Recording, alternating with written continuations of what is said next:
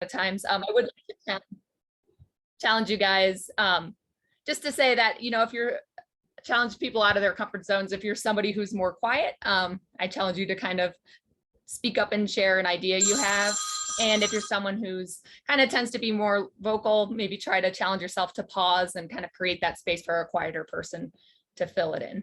And then I like to remind you to use the hand raise function, just so that we can kind of see who has input to share and kind of get to them in order.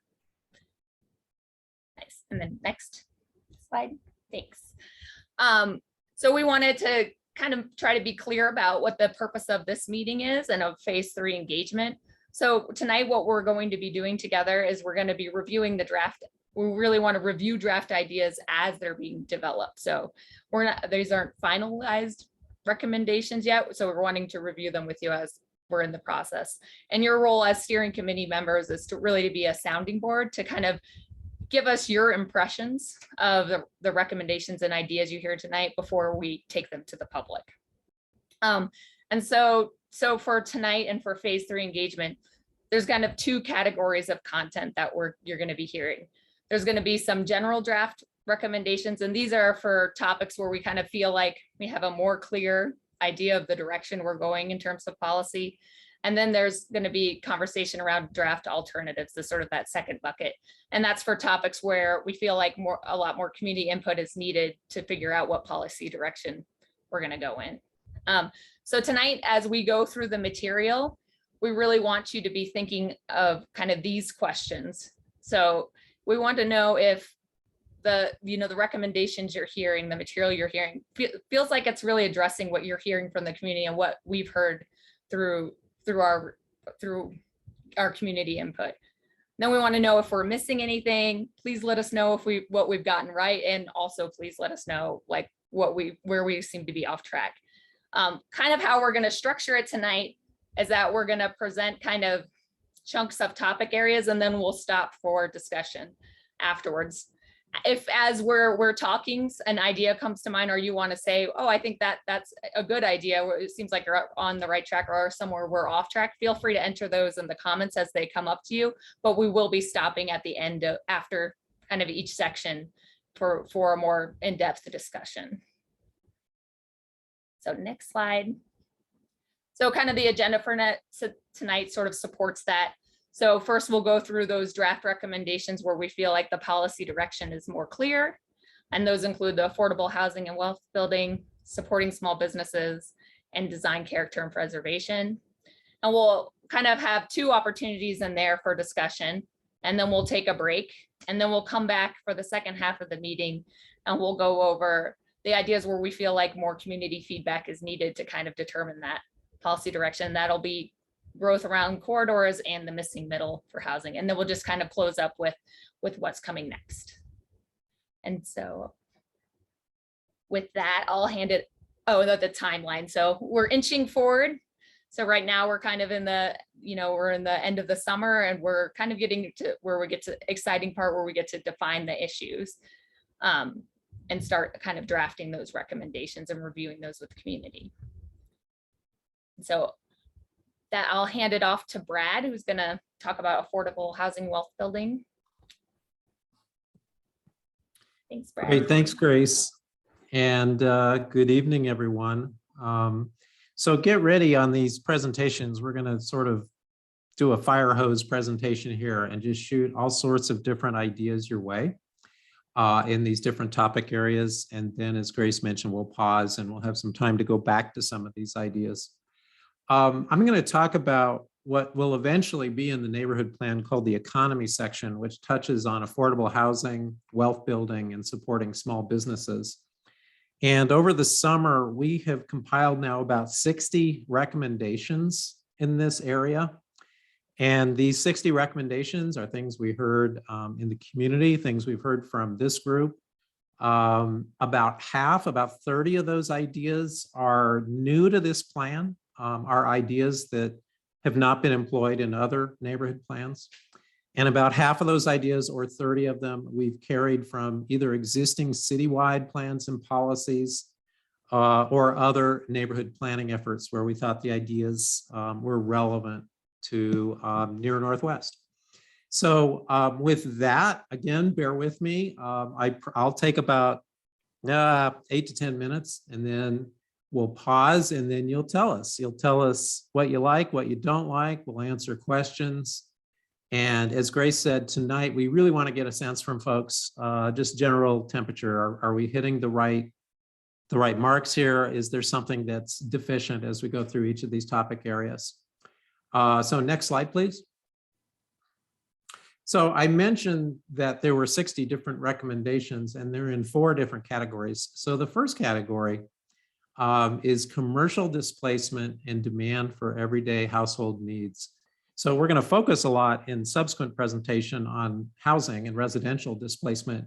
But in near Northwest, we also have the challenge with businesses being displaced, culture being displaced, a variety of displacement issues. So on the commercial displacement, in total, we've compiled about 13 recommendations in this area, and this gives you a taste here, this slide. So we're proposing, and this would be new, creating a designation for culturally relevant businesses with incentives for promotion and protection. Secondly, they're encouraging small ground floor spaces to support small businesses in new development.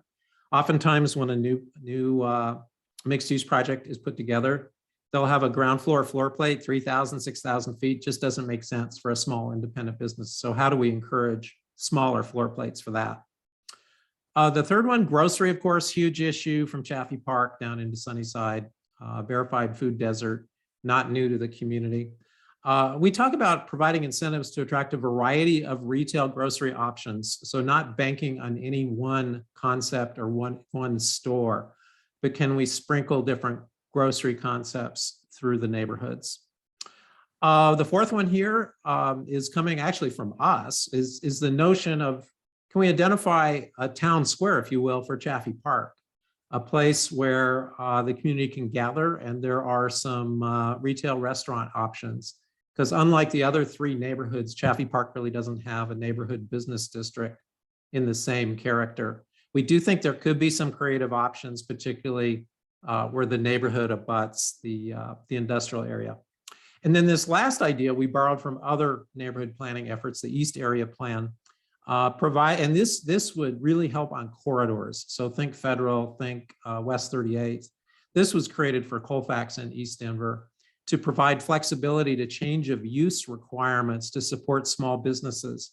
So what we have found is when a small business wants to change the use of an existing building, sometimes the change of use requirements from the city costs more than the capital investment into the business itself.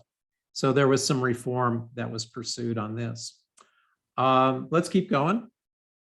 The next category, next slide, please, gets into residential displacement, high housing costs, and wealth building. Big category. We've drafted about 30 recommendations in this area so far, and we're going to give you a taste for, there's actually 3 slides on this, so we'll give you a taste for about 10 or 12 of these ideas. Preventing displacement, this is an idea that came from this group, conducting a door-to-door needs assessment, particularly in Chaffee Park, parts of Sunnyside, to really understand what individual households, what their challenges are, and to really tailor some approaches to prevent displacement moving forward. Financial support, you got to pop up there, Fernando. There you go. Financial support incentives for households at risk of displacement. This comes from the existing programming bucket that the city is developing, some ideas here. And we've got Andrew from Host if we've got questions on existing programs and incentives. Similarly, prioritization policy to place at risk or recently displaced residents in new affordable housing units. Again, the city's developing a policy on that. Education initiative, again, part of this door-to-door effort to combat predatory lending practices in these neighborhoods at risk of displacement. Next slide, please.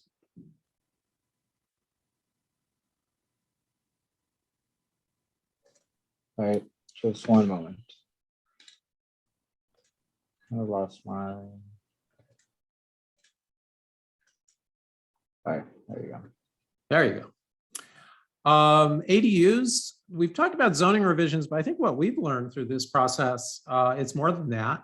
So we talk about scaling fees and process reform for ADUs so that ADUs don't face the same hurdles that larger housing developments and projects face. We've talked about Quig Newton and looking at not just how that community is going to sort of rethink about itself moving forward, but are there adjacent properties that can be integrated into that thinking as redevelopment plans unfold for Quig? Pioneering new ownership models that allow multiple owners in single dwellings. This is one from us. It's a little out of the box, but moving forward in the next 10, 20 years, we feel we're going to have to look at a whole variety of different financing options, particularly for ownership, as individuals may not be able to afford a full home. Maybe they can afford part of a home. Cooperatives are probably the best example of what's currently available in that. And then offering density for affordable units near transit and corridors is an idea borrowed from other neighborhood plans. Next slide, please, Fernando. And then lastly in this category, wealth building. Building off Nola, your work up in Swansea and Elyria, the notion of a hyper-local land trust, and can that model work in other parts of the city? So a near Northwest community land trust to acquire land and support affordable units. Importantly, the second one here, establishing a policy that all city surplus land be considered for land trusts. It's not a new idea. This has been proposed in other places, but we are proposing that this seed be planted in near Northwest as well. Down payment, renovation financing assistance, promote preserve home ownership. This is again something the city through Host has in their work program. And then the last one is another one from us that maybe pushes some boundaries, but creating a limit or cap on home purchases by institutional investors. In the last 5 years or so, you've seen institutional investors out of state, Wall Street, other investment groups, increasingly putting pressure in the Denver market near Northwest. And you can't necessarily bar them from entry. There are some real legal barriers there, but can we create a cap or a limit?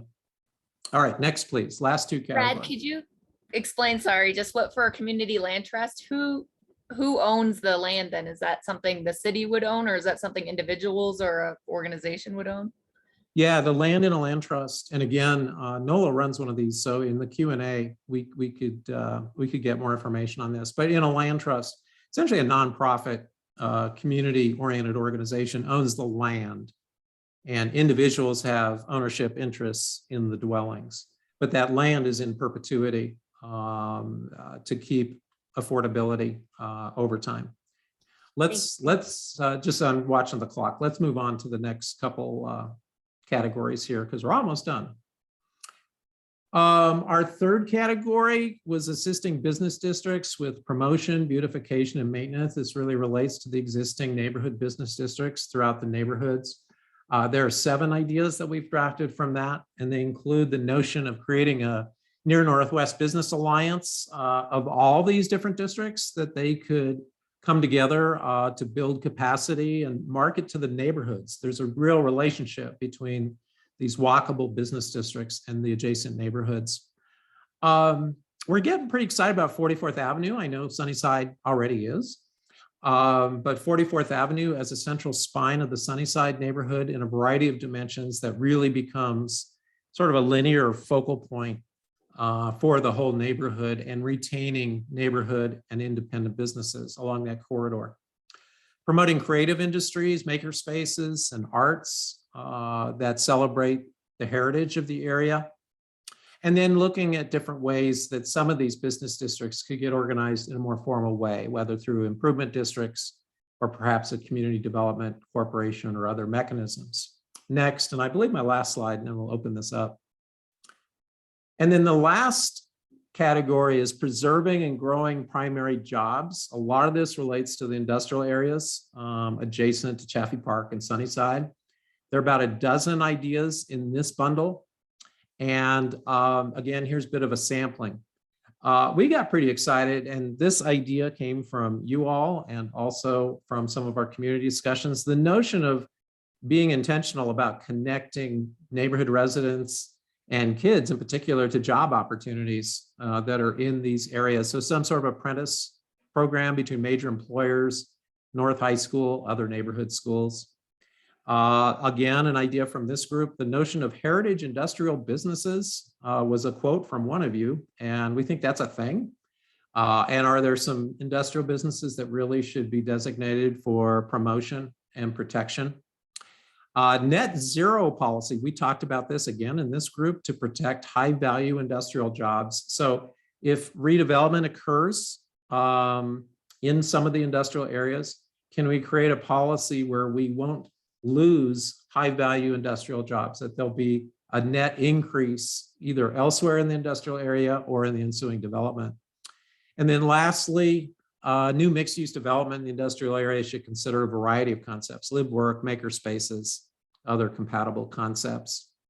So with that, I think that's our quick tour of what's percolating in our kitchen right now. As I mentioned before, there's about 60 ideas. I just ran through about a third of those with you. And then I think I'm going to pass this back to Grace, who's going to facilitate the Q&A and the questions you may have. Sure. So just kind of what the questions we had talked about in the beginning. So we're really wanting to know, like, have we missed anything? What ideas did we get right? And where do we seem to be off track? So kind of thinking about the community and what you've kind of heard from us about the feedback from the community. We want to hear what you have to say. So maybe we'll just start with, like, was there anything missing? Something that you were surprised wasn't there?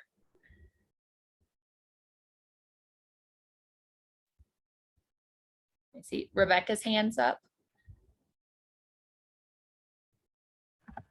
So what are the things, we had that section on neighborhood heritage, and we were talking, most of what you were talking about looked like it was arts. And what was missing for me was committing space and energy to history, because people tend to assume that the only culture that's worth talking about is arts. And I'm saying we still need some way of teaching people their history. Thanks. Thank you for sharing, Rebecca. Did anyone else want to add to what they feel might have been missing from those ideas?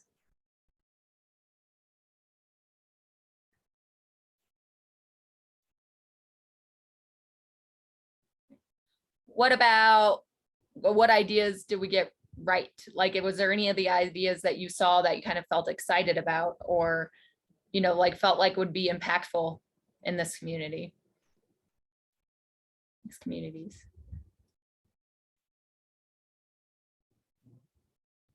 Nola has her hand up, and then I saw Mike raised his hand. So Nola, if you wanted to speak. I don't hear you, Nola.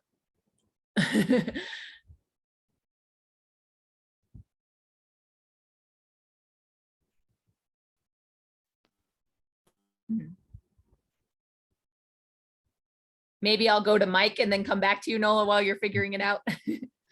Mike, did you want to share something? Yeah, no, I really like the bullet point about, I have a printout here, so I'm looking at it, but the encourage small ground floor spaces.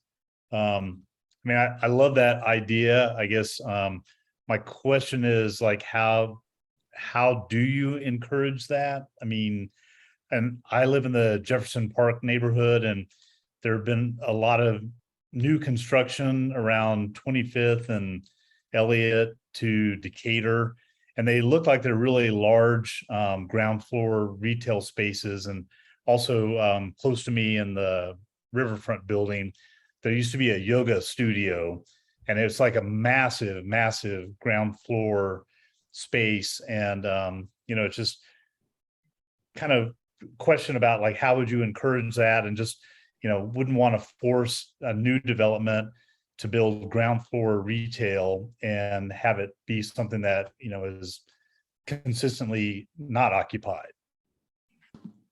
Yeah, no, I think that's a good question. And just a quick answer on that. I think it's carrots and sticks. I think it's also encouraging flex space of sorts so that the space is actually flexible over time and you can move walls easily. Mhm. In terms of sticks, I mean, zoning, you could require it through some sort of overlay or that type of thing. And in terms of carrots, providing some sort of incentive, whether it's through additional land use and density or through financial incentive. So just a quick thought that this it can be done. Brad. Awesome, thank you. Thank you, Mike. Noel, were you able to get your mic to work? Oh, no, I don't hear you. I don't know. Well, I will go. I'm not sure whose hand was up first, if it was Lexi or Bill. I'll go with Lexi and then Bill.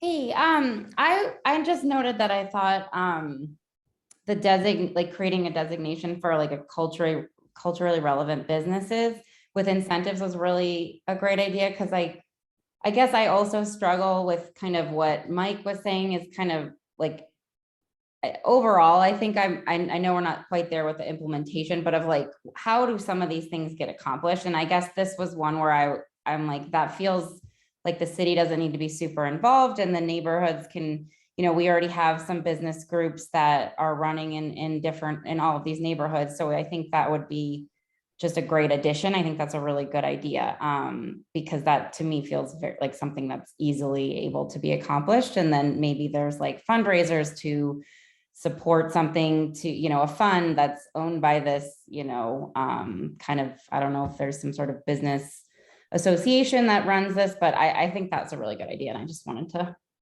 say that. Thanks, Lexi. And then Nola, I think, said her mic was working. So Bill, thank you for your patience. But Nola, do you think your mic's working now? Can you hear me? Yes. Okay. So I was just wondering, I first of all, I want to say I'm excited about a lot of different things, and I can list them off if you want me to, but one thing for displacement or kind of affordable housing generally, are there going to be just like affordable housing goals for every neighborhood?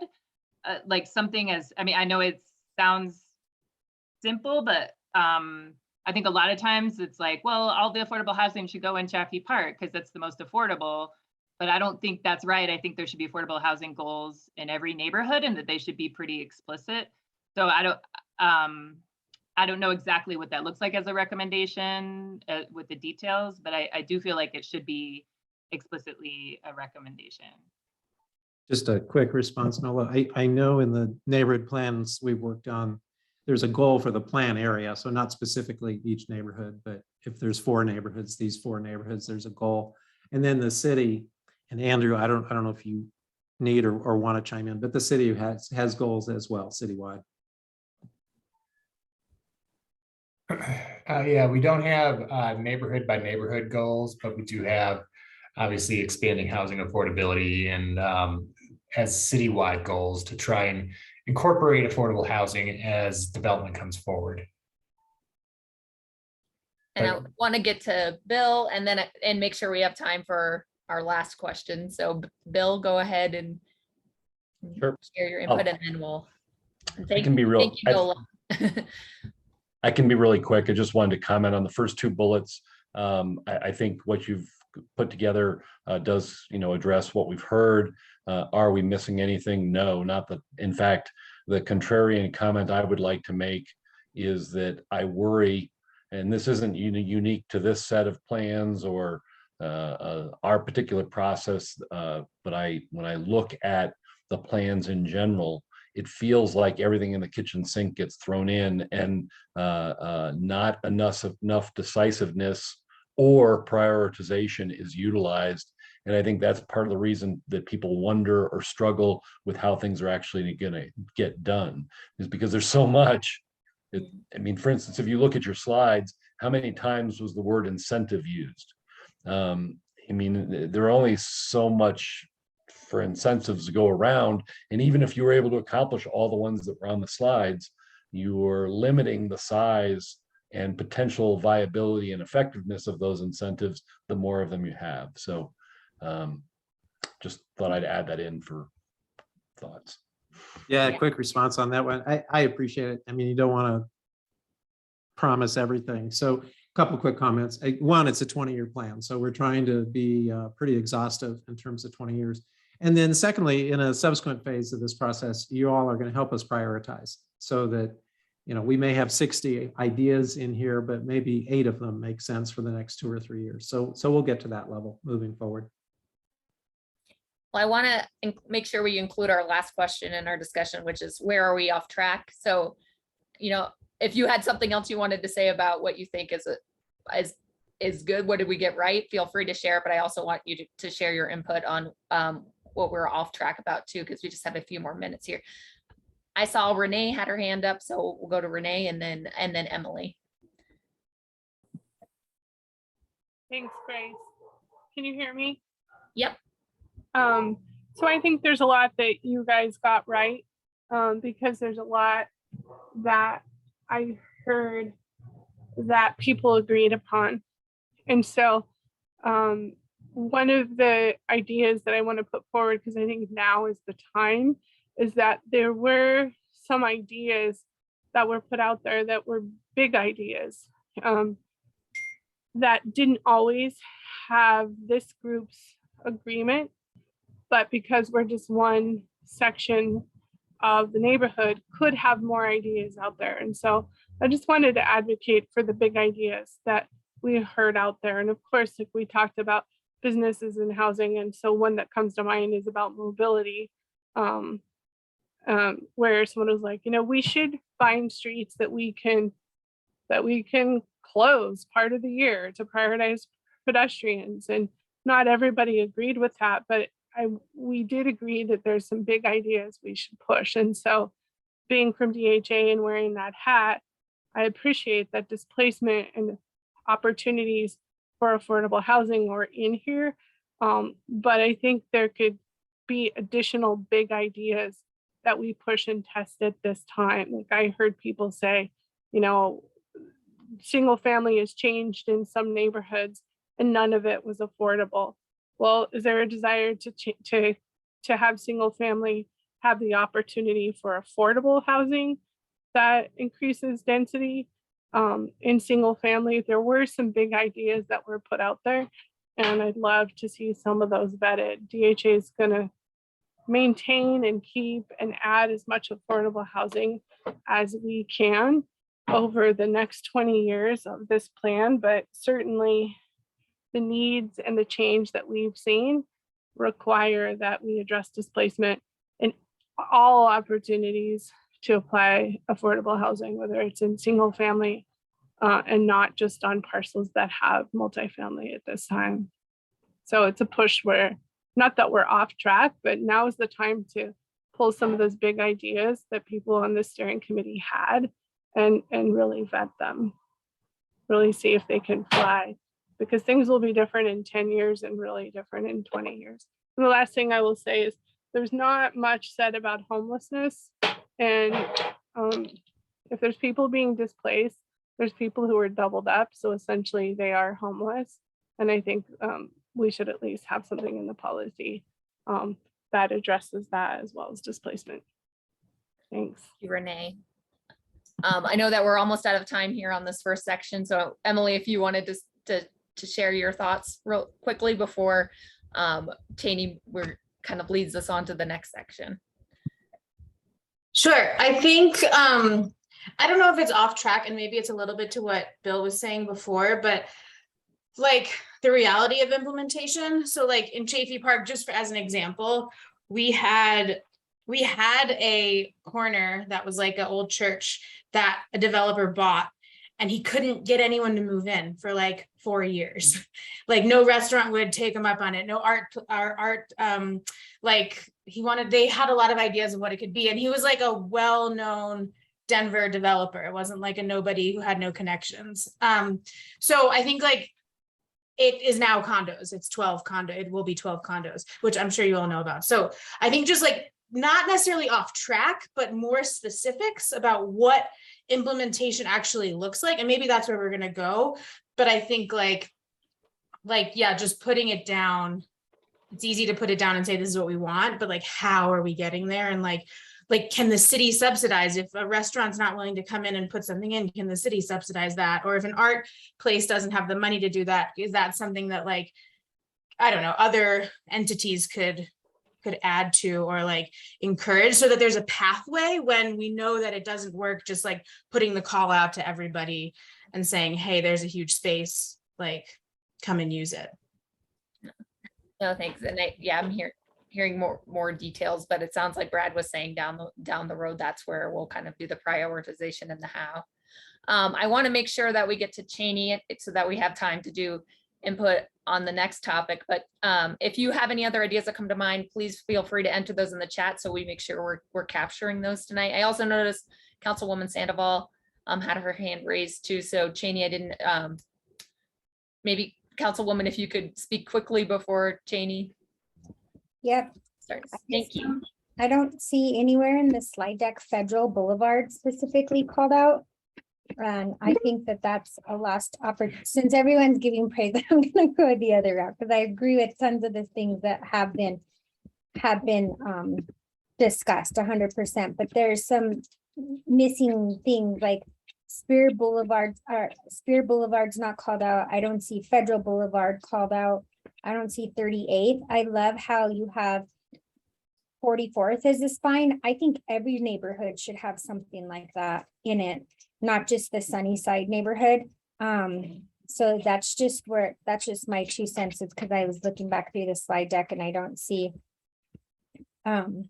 those specifically called out. And I think those are going to, rezonings are already occurring in those areas. So we need recommendations. Thanks. Thanks, Councilwoman. Yep, thank you. So we are actually going to, in the second hour, show some alternatives. We will talk specifically about strategies around land use and zoning for each of those corridors. So stay tuned on that. So for design, character, and preservation, this is where we'll address culture, historic preservation, design, character, and those active uses, and then get into the alternatives, because design, character, and preservation generally falls under the land use category. So that's where Fernando is going to walk us through some of the alternatives we're thinking about. But in general, as we did with Brad's, we're going to run through some that we think, some recommendations, high level. And next slide, please.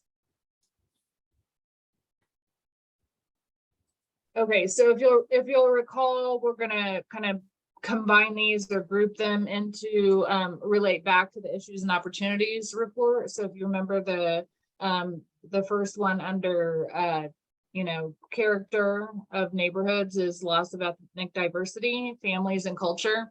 And so what are we going to do about that? At a high level, we have recommendations, 7 recommendations around preserving and celebrating certain sites and districts that have significant ties to traditional cultures. These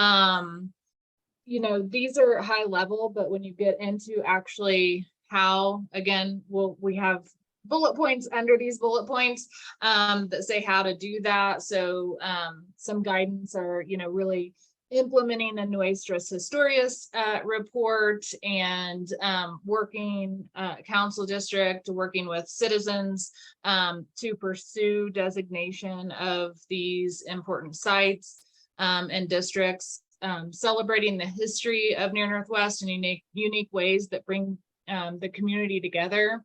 So, things that could be done right away. Again, going back to the Nuestras Historias report, which was an amazing document, and just following up on that, some easy things that could be done. And we've got in the document as recommendations are, a simple kiosk program. There's so many sites listed in there. We could right away just go ahead and make, a program that at least has kiosks for these areas to start to celebrate those, for example. But we have 10 recommendations under that category.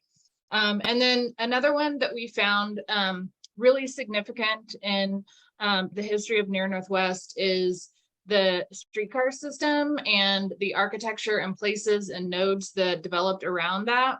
And so we have some recommendations such as exploring a new historic district that the city has as a thematic historic district. And those are, you know, districts that don't necessarily need to be contiguous, but they have a theme to them. And so streetcar would be a perfect opportunity for something like that to really preserve those special places and the history that came along with the streetcar system. Next slide.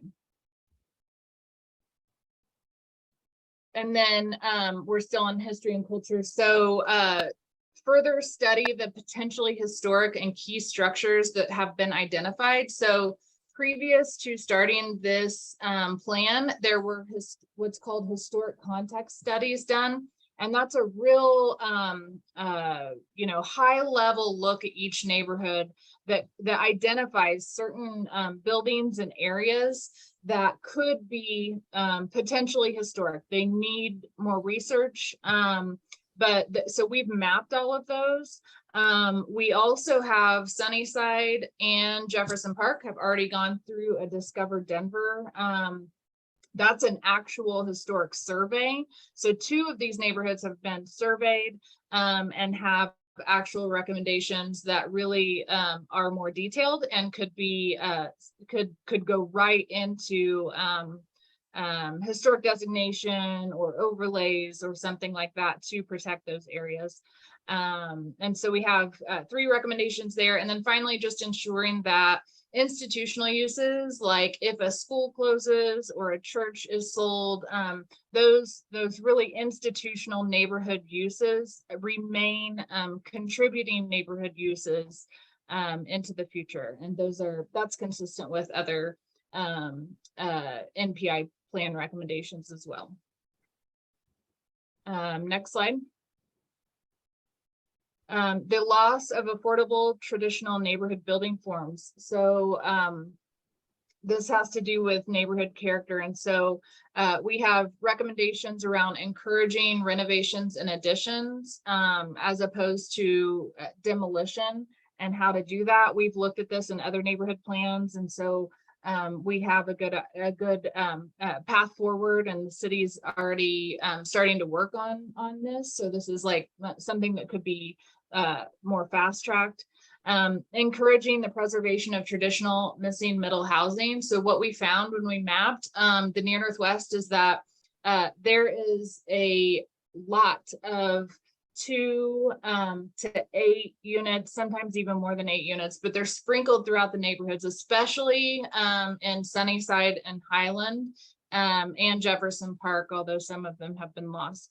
And so we want to, those provide, you know, small units, they're affordable, they're older, so they're not, you know, brand new and expensive. So it's really important to try to preserve those within the neighborhood fabric.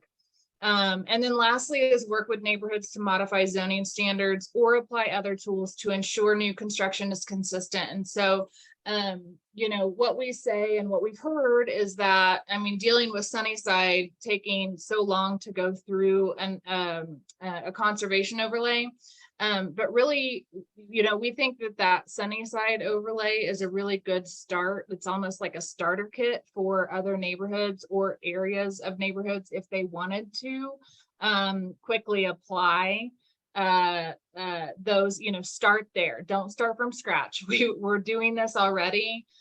There is consistent neighborhood characteristics. We have a neighborhood pattern book. So we have some tools available already to quickly go through an overlay process if that is desired.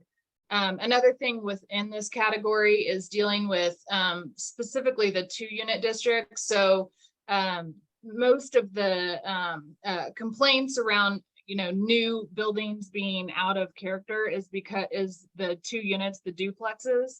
And so, for example, we have a recommendation that says, you know, in primarily traditional single unit areas where you're walking down a street and you usually see one door facing the sidewalk, that we could encourage tandem houses instead of a duplex that's side by side and tends to be more bulky. You could do a tandem house, which is a house up front and a house behind. That option is available in zoning today, but it's not utilized because it's not the because of bulk plane issues and things that make the duplex building form more feasible. So we have some ideas for dealing with that. Next slide.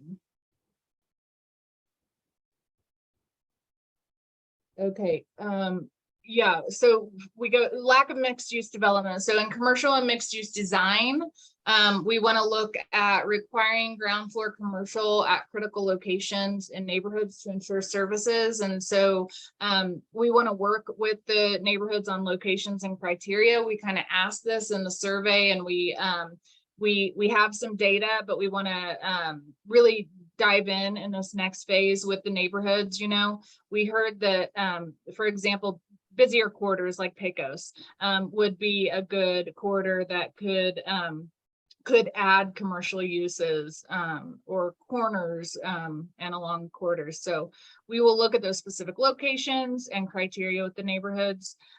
We think that, you know, identifying areas that could utilize DO8, which is the Active Centers and Corridors Design Overlay District that Councilman Sandoval and the neighborhoods put together for Tennyson.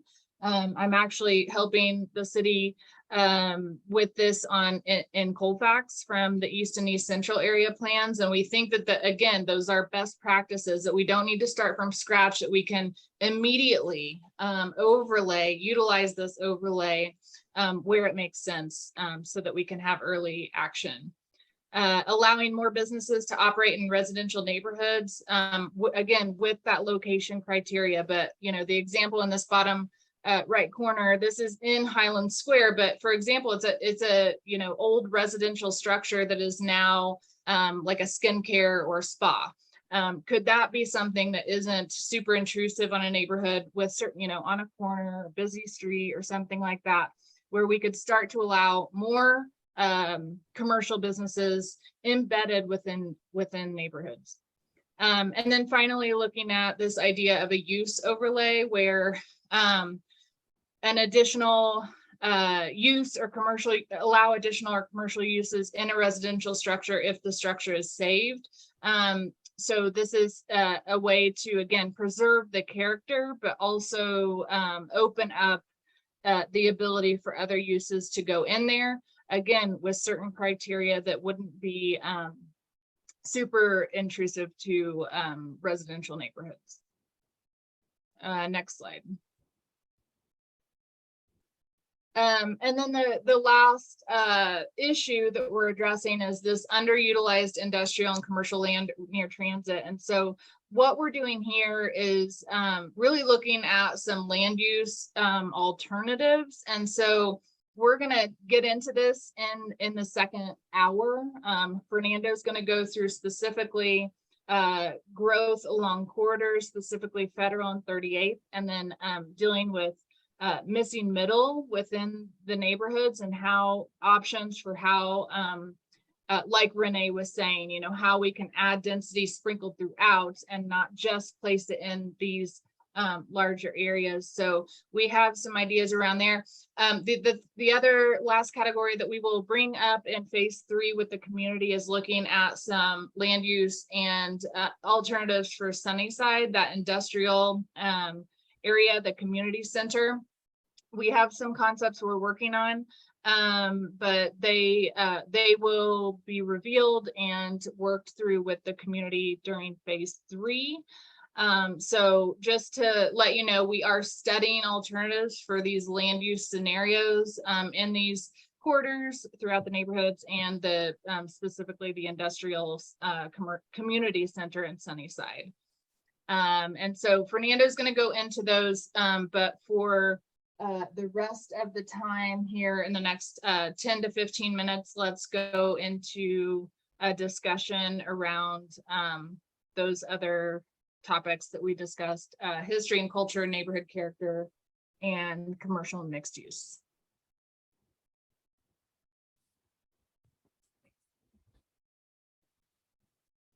So kind of been thinking about, and if you guys have any clarifying questions or anything you need to ask, feel free to ask those as well. But we're going to have kind of a similar conversation here, kind of about or what you're hearing about what the direction we're going. Does it sound like it's addressing kind of what you've heard from the community? And then maybe I'll kind of do it again where we break it down by question, but feel free to give input on any of the questions. Councilwoman, I noticed your hand was up, but I don't know if you just left it up from before by accident. It was left up from before. Sorry about that. Oh, no worries. Okay, and then I think I saw Rebecca's hands up. Oh, Rebecca, you're on mute.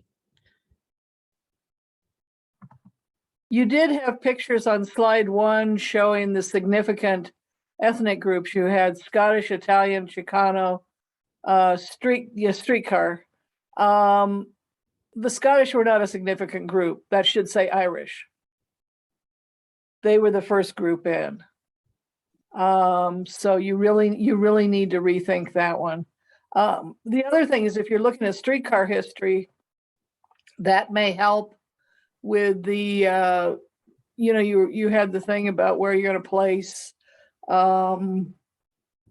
retail within residential. And the streetcar corners are a model for that because you had that retail within residential areas whenever the streetcar stopped, crossed, changed space. So that might give you sort of another way of looking at how you tweak that. Yeah. No, thank you, Rebecca. And thank you for also writing your comments in the chat too. Yeah. We're keeping an eye on those too. So thank you. Yeah. For that. And thank you, Troop T, for sharing your comment earlier. I see Troop T's hands up as well.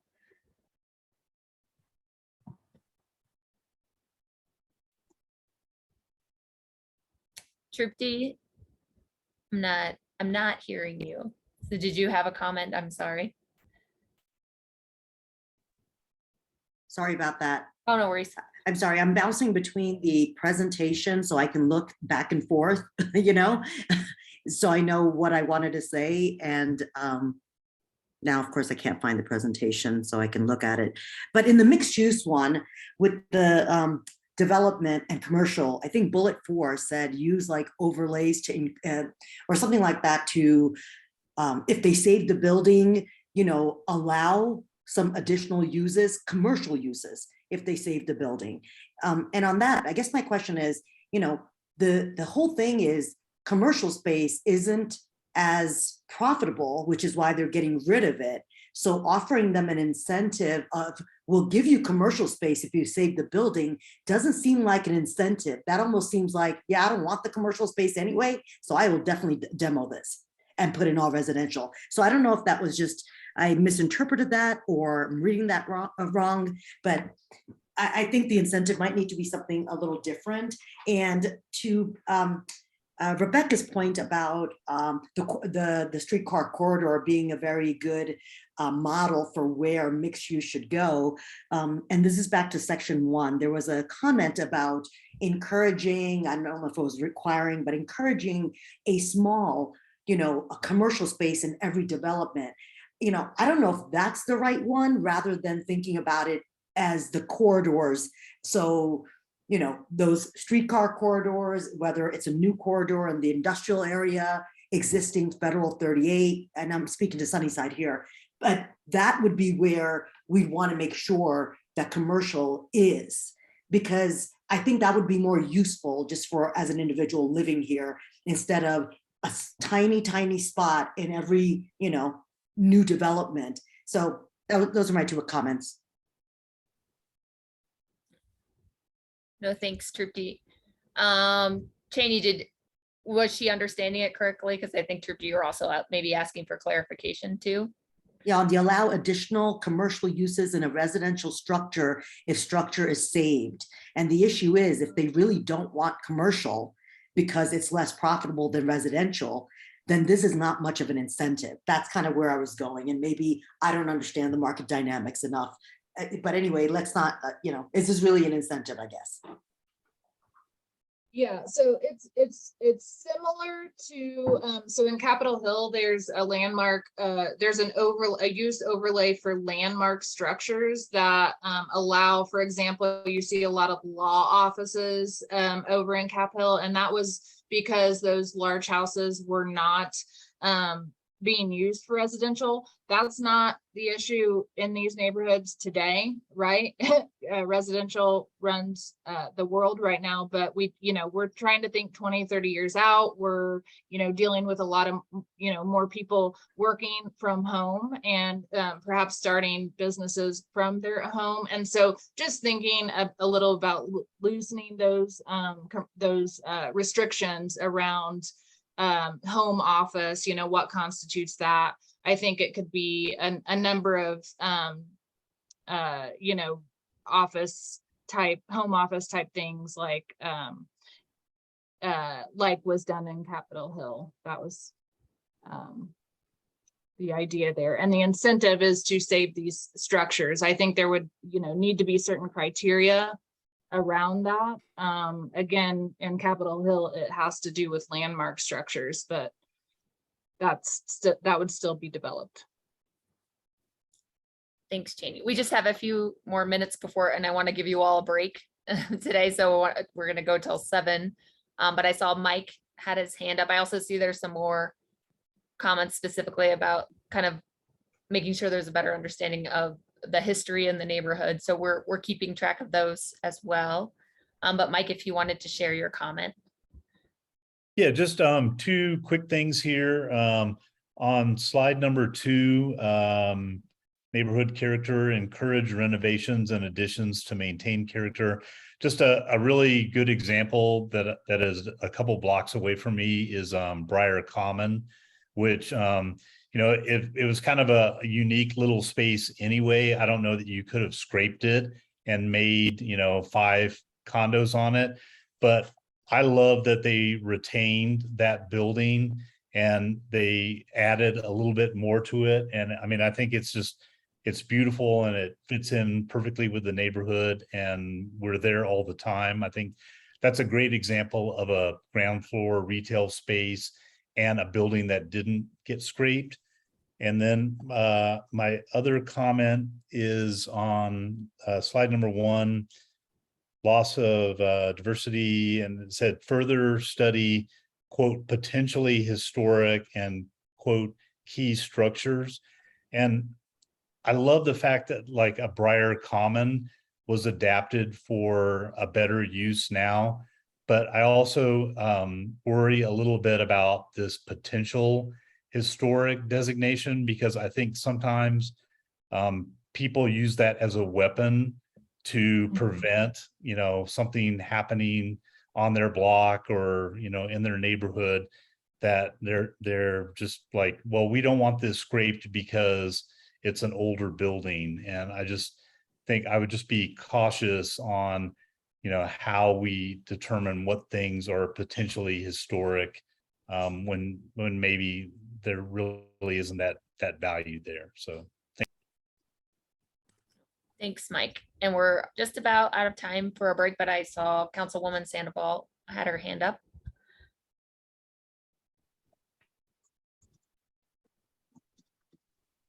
Thank you. So I just wanted to touch base on this conversation on the historic structures.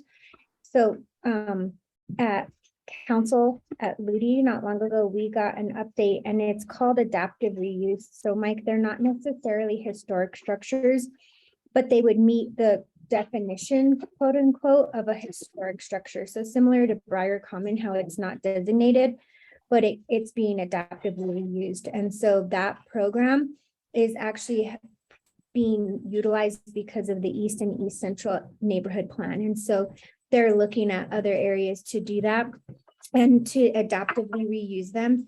You don't have to qualify for quote unquote landmark historic structures. It's actually somebody who would want to take Olinger is not designated. Let's just give that example in Northwest Denver. It's not a local designation, but to adaptively reuse things, it's really hard. You have to bring it up to a 2022 building code standard and do HVAC and do a lot of things. And so people don't want to do that. They want to tear it down. So in these instances, they wouldn't quote unquote landmark them. They would be able to adaptively reuse them and then get incentives for quickly getting permits or getting a different type of permitting process. So just wanted to clarify that because it is a program that the city is piloting in East Colfax off of their recommendation. And I know that they wanted to look at Northwest Denver next. So hope that just clarifies that historic word because it's thrown around all the time. Thank you. No, thank you, Councilwoman. And we're gonna go ahead and take a break, but if you guys have any thoughts about this, that come to you while on break or later in the meeting, feel free to enter those in the chat and we'll have those captured and we'll be like, they will be looking over them as we move forward. So it's 7:01. Let's try to come back here we'll give you till 7:06, give you 5 minutes and then start the second half.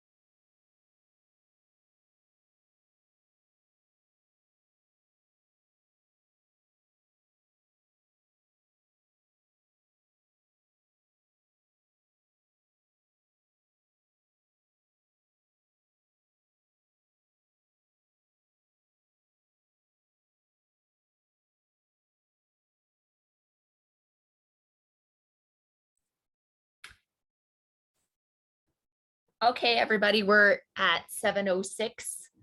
So if you're back, just turn your video back on, kind of to cue that you're here with us.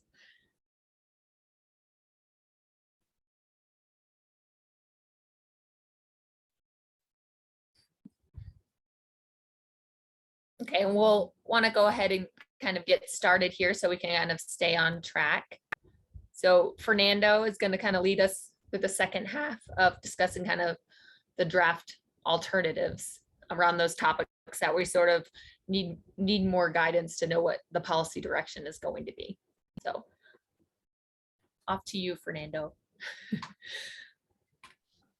All right, and I'll share my screen, but I think before we get started, I think the councilwoman wanted to give some announcement. Yeah, thank you, Fernando. I just wanted to take a moment to introduce Melissa Horn. Naomi's last day was last week. And so I have Melissa on my team, who I have Gina, my office manager, still and doing things. And then Melissa will be taking over as one of my other senior council aides. So Melissa, just wanted to say hi and introduce yourself real quick, but sorry for not doing it at the beginning. Hi, everyone. I am Melissa Horn. I am Councilwoman Sandoval's newest aide. I come with experience with 2 other council members and 2 other area plans. So, I look forward to working with you all and learning a little bit more about this one.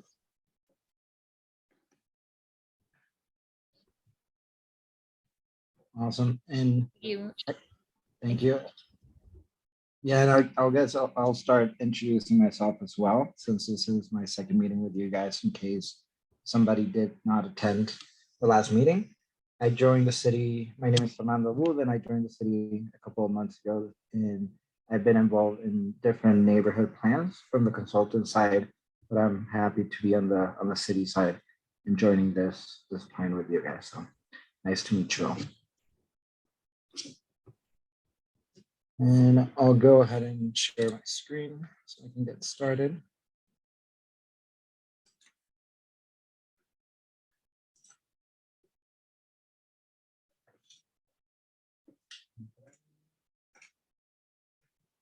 So what I'm gonna walk you through is, as Cheney mentioned, some of this alternatives that we're working through. At the beginning, we saw how some of the recommendations had more of a clear direction, and some of them needed a little bit more of community input to get that policy direction. So we'll discuss 2 of them right now. There are some other ones that are on the works, as Cheney mentioned, the industrial area in Sunnyside. But what I'll walk you through tonight is through kind of that back as an example of how we're going to be discussing this with the public, using this 2 as examples. And I'm going to walk you through some of the background information, some community input, and then some of those alternative ideas, and then we'll discuss. But something that I did wanted to mention is, so these 2 alternatives, the first one is the growth along Federal and 38th, and then the second one is missing middle. And as I walk through these alternatives, you can start kind of thinking as well, how some of the recommendations that we previously talked might be applicable here in this area. So this is more about kind of the putting stuff kind of on a map.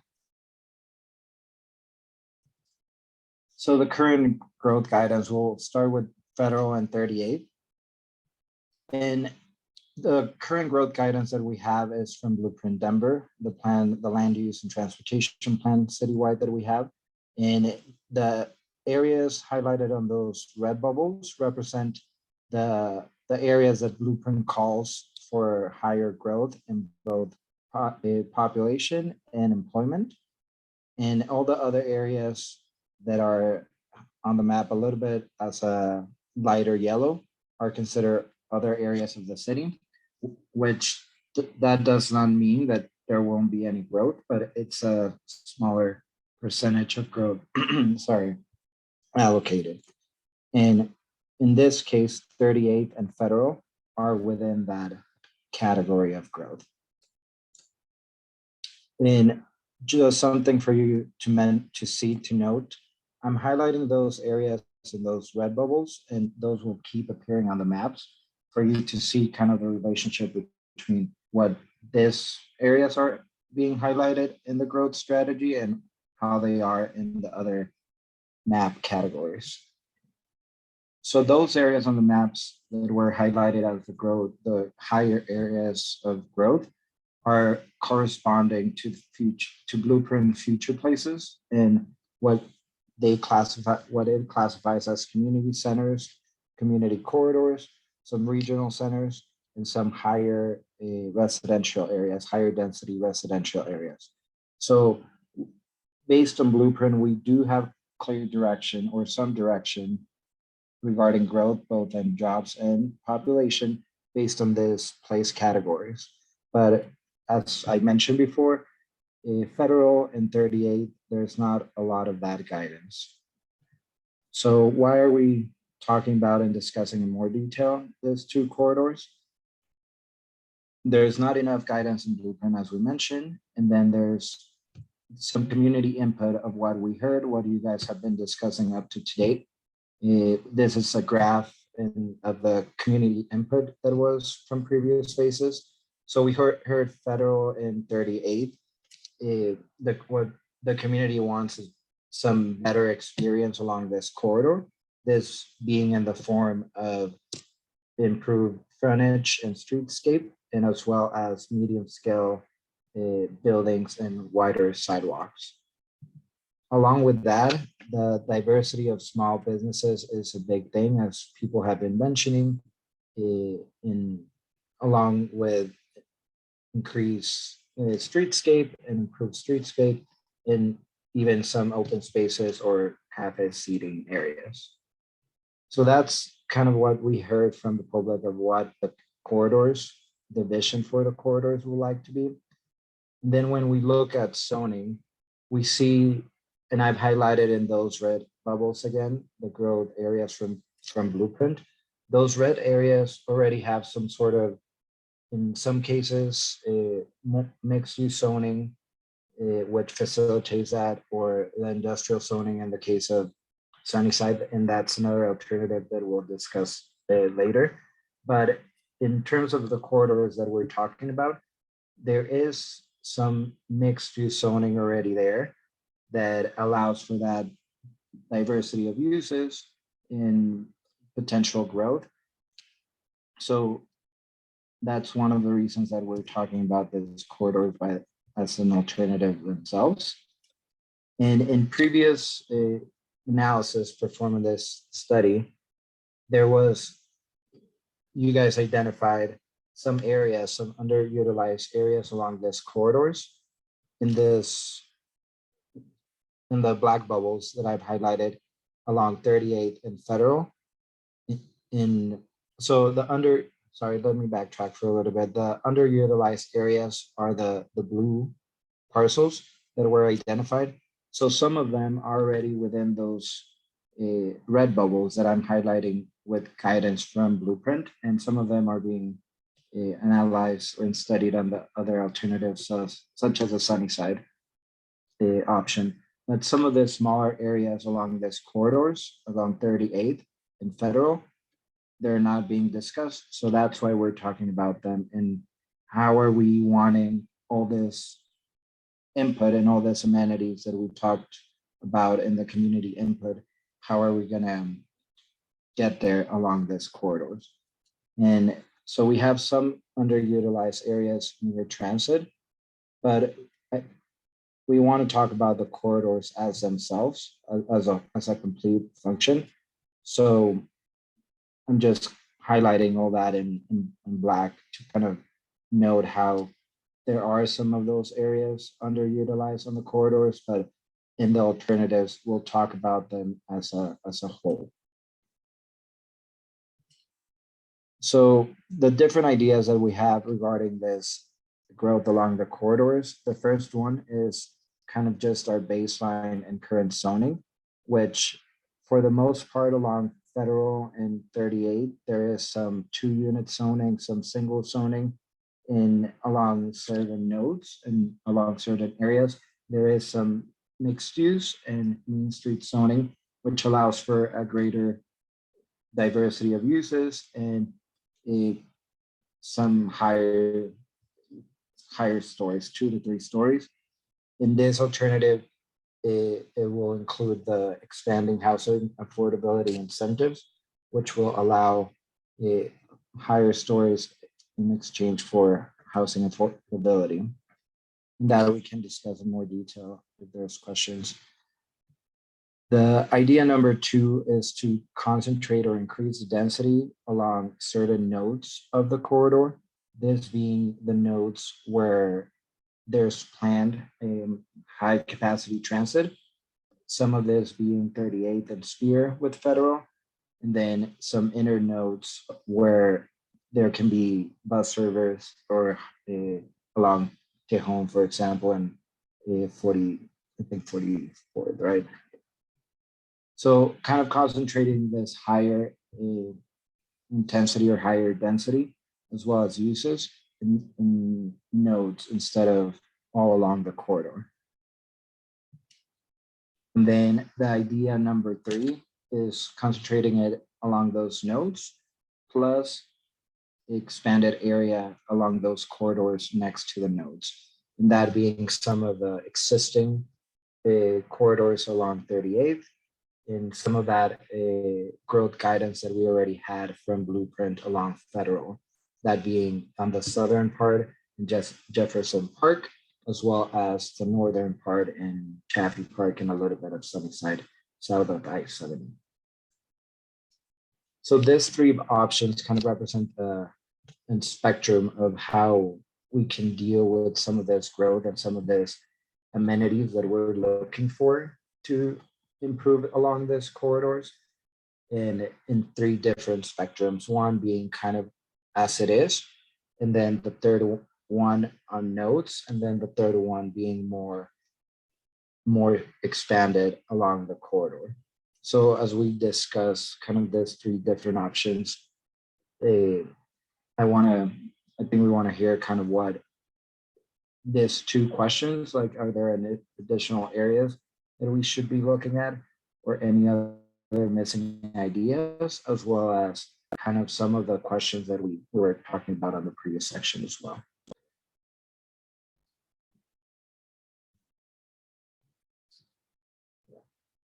And Grace, I think you're muted, but I think, yeah.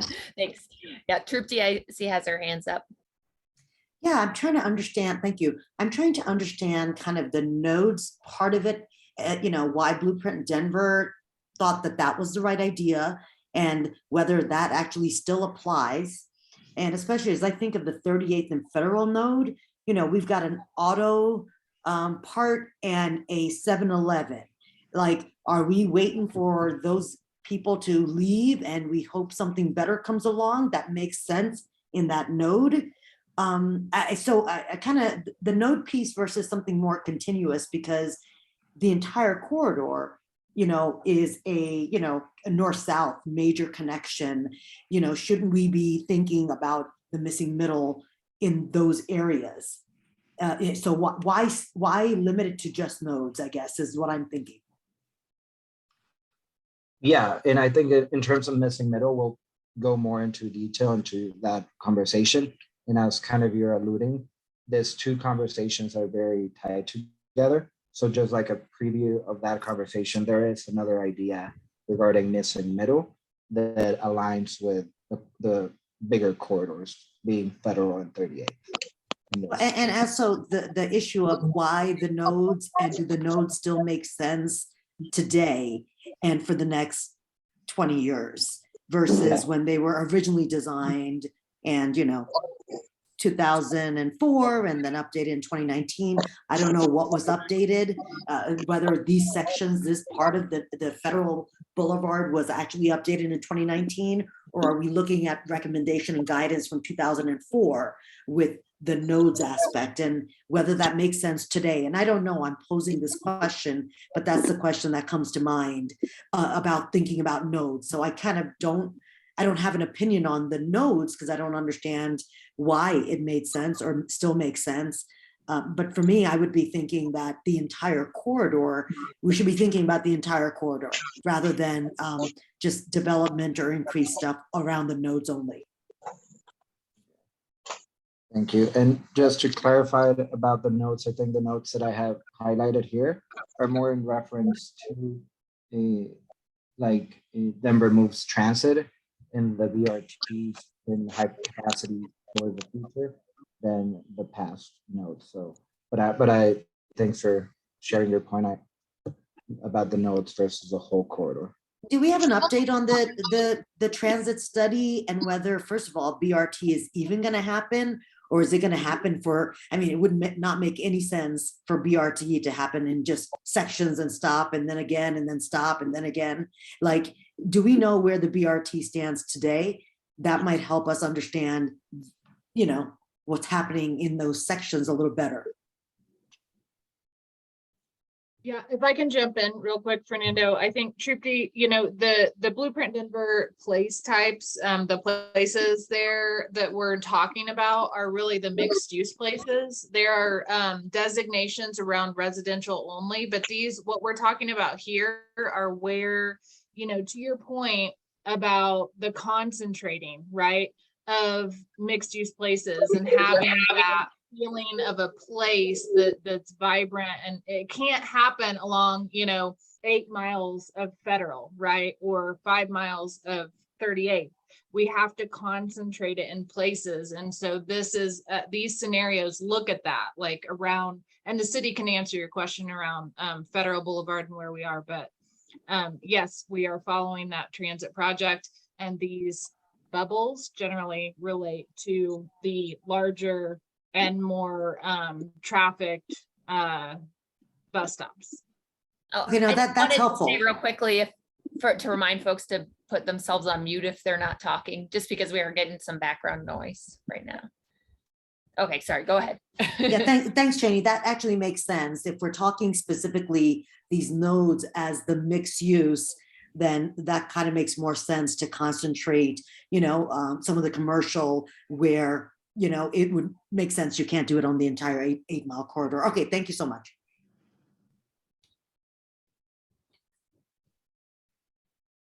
Were there any other thoughts around these ideas? I know that we also want to get to the discussion around the missing middle and the presentation around that, but I want to make sure if there's any other thoughts around these different ideas.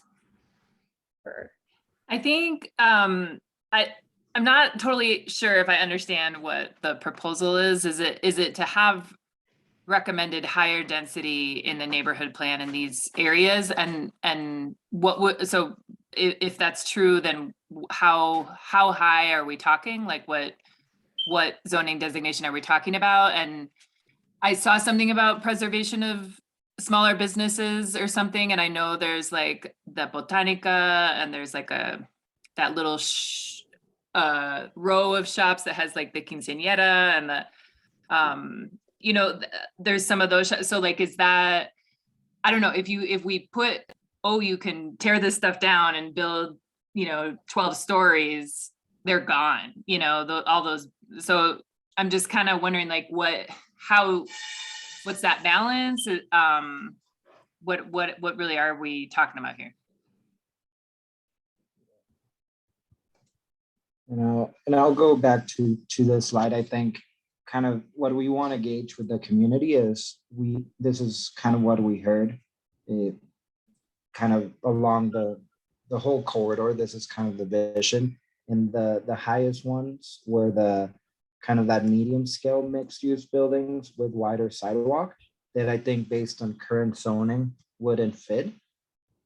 So we want to gauge if that's kind of the vision with wider sidewalks and more amenities, plus the businesses, plus the diversity of businesses and enhanced streetscape, we kind of want to gauge kind of what options might fit better. Is it the baseline? Is it on those like more mixed use nodes along transit?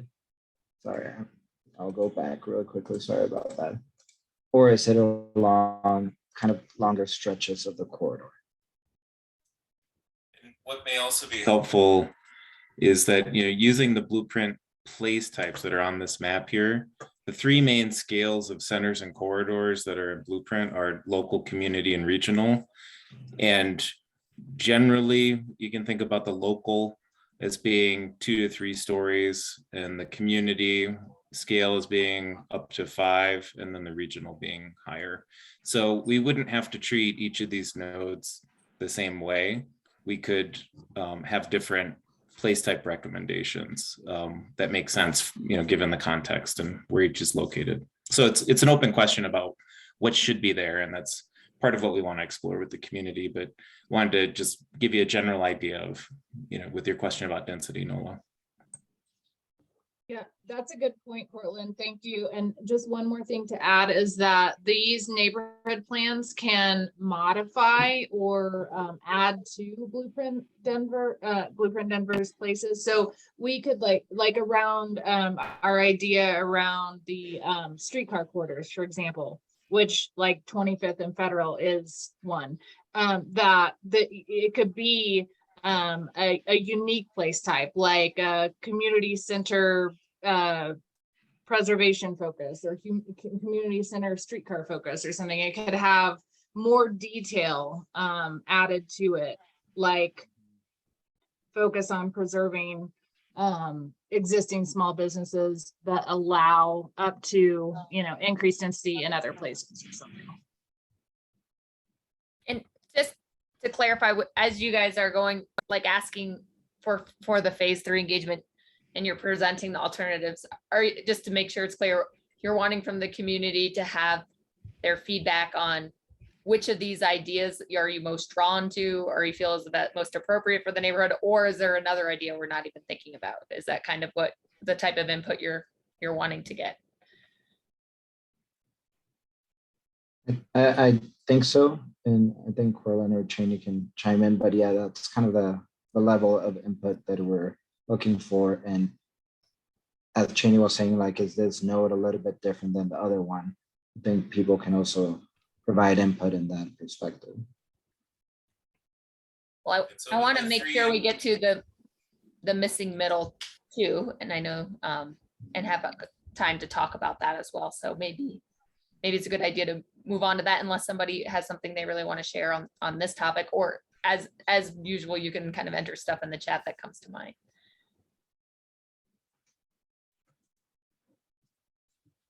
Right on, keep going. So as kind of came up during our previous conversation, so we're gonna be talking about this missing middle housing concept, which is, for some of you might already be aware what it is, but it's basically a housing that it's from 2 to 19 units. And as Cheney mentioned, there is quite a few along this area. So we're going to be talking about in terms of like preservation and encouraging of it as well. Kind of what we heard from the community in our previous engagement is that people strongly agree and somehow agree, the majority of people, that there should be this type of housing should be preserved in the area. In addition to that community input, we also have some guidance from Blueprint. So this is citywide, but Blueprint also talks about kind of integrating and preserving missing middle housing. So in terms of integration, it talks about discouraging demolition, and that can be through the preservation of an existing structure and encouraging the reuse rather than the demolition. And in terms of kind of what Cheney was talking about earlier as well, allowed 2 to 4 unit structure in tandem houses in different types of lots. And this can be in areas adjacent to centers or corridors, near transit.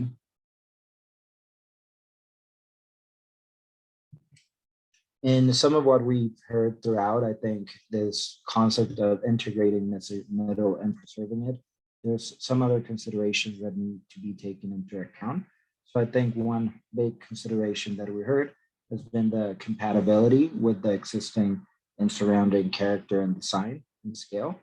And the other one is as we integrate and preserve this type of housing, to make sure that partnerships in terms of affordability and involuntary displacement are in place. And so some of the ideas that we have regarding how to increase or integrate and preserve this type of housing. The first one is allowing for 2-unit homes in the remaining single unit areas within our planned area. So the area within that black bubble, that light yellow, that's the single unit zoning. All the other area within the planned area already allows for 2 units. So the idea is to allow for that, to increase the single unit zoning to allow for 2 units. The idea number 2 is in order to allow for an additional unit if the existing structure is preserved. So this kind of works two-sided, preserving existing structures, but increasing density by allowing an additional dwelling unit. And then the idea number 3, which has a lot of different kind of options within it, is to allow for row homes or townhomes for this kind of higher, different type of housing unit along specific areas. And as kind of Tripti was talking about in the other conversation, our first kind of area can be Federal and 38. So those major corridors where right now we do have some residential within some mixed use nodes and centers. So increasing some of that or allowing some of that missing middle housing to be in this major corridor, since they already major thoroughfares and have some commercial and mixed use along them. The second area might be some inner busier neighborhood streets. This might tie back to our historic streetcar nodes and corridors. It could be along corner lots in certain streets, or we could also discuss about having them along adjacent or surrounding the existing community corridors or centers. So that's kind of the pinkish colors along the maps. So kind of surrounding those areas. And kind of that's a shorter version of the missing middle conversation, but I think we have talked through it a little bit about throughout this whole presentation. But we want to hear your thoughts about, are we missing any other areas? Are we missing some bigger policy regarding this missing middle conversation?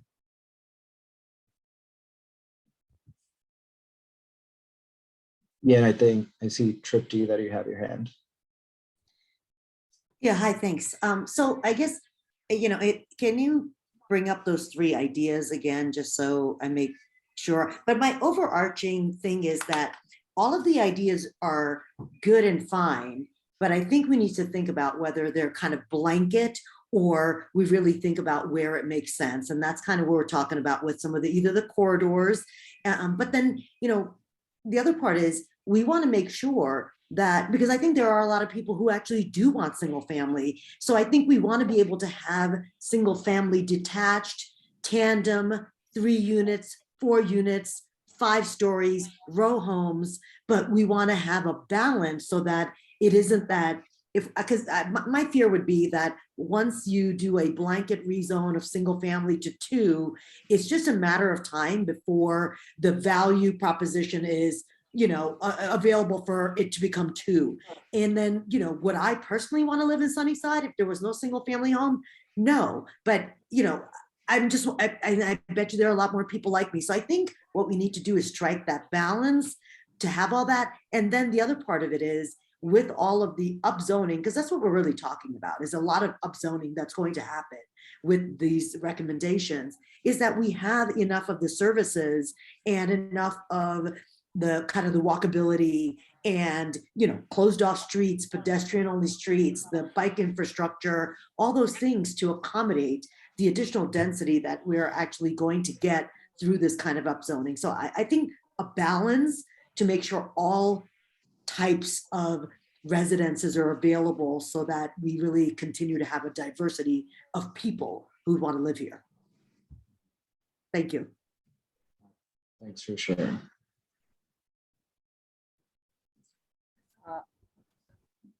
Lexi, and we'll do Lexi and then Nola.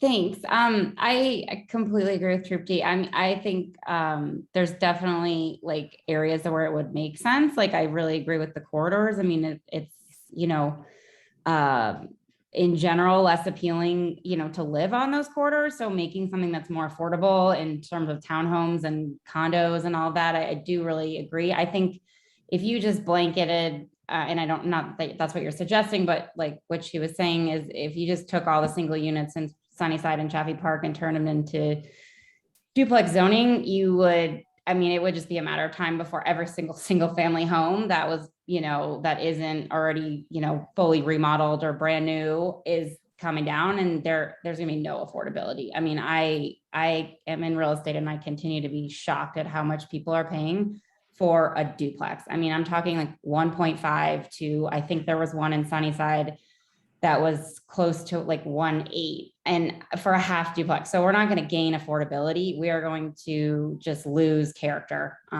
my personal opinion. But I do think there's places for it, and I think it's going to take a little time, and I think some neighborhood input as well. Thank you, Lexi. And then Nolan, get your hand up. Yeah.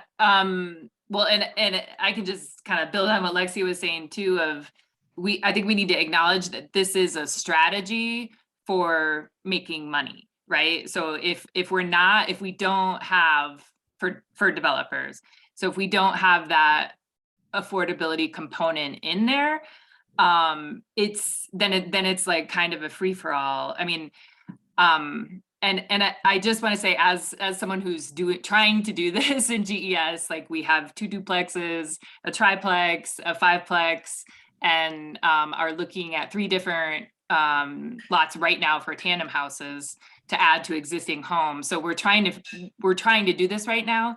And if there needs to be an advantage for affordable developers, because we can't develop affordably without these types of advantages. Like we need an advantage. We need entitlements that market rate developers don't have.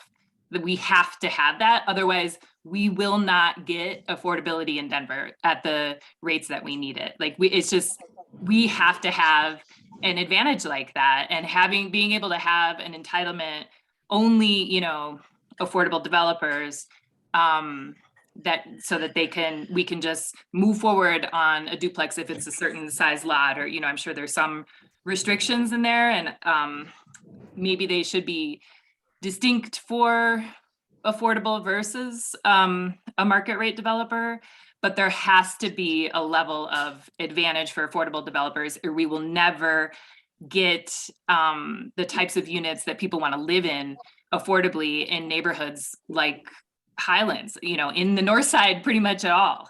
We need strategies. So I just really want to emphasize that. Thank you. Thank you. Rebecca, I see your hand up. Yeah. So when I look at my house on a planning map, it's zoned for row homes. 122-year-old single family on 32nd.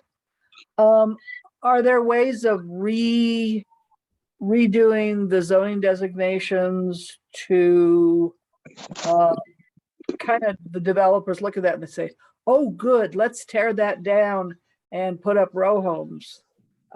Is there some way of channeling the zoning regulations so that not every old single family home is listed in Highland is listed as a row home lot? I mean, can we do that? I don't know the answer to that. I looked to.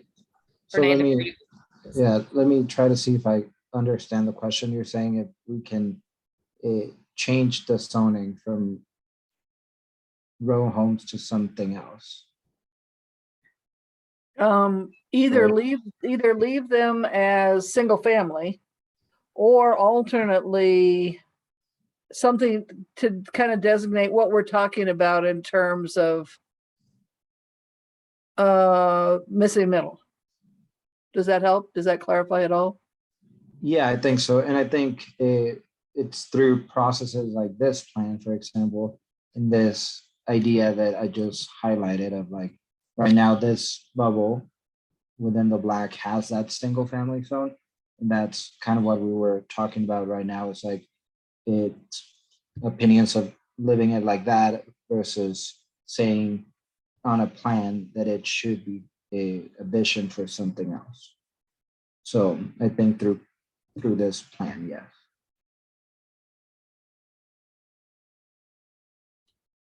No, thanks, Fernando. Did that answer your question, Rebecca? Yeah, I think so. Although this idea number one, it's already there. We're already zoned for, in our single unit areas, we're already zoned for multi-unit. So that's a fait accompli. Yeah, in Highland, you're talking about. And Highland, yeah. Yeah. And thank you, Rebecca. And then I saw Renee's hand was up.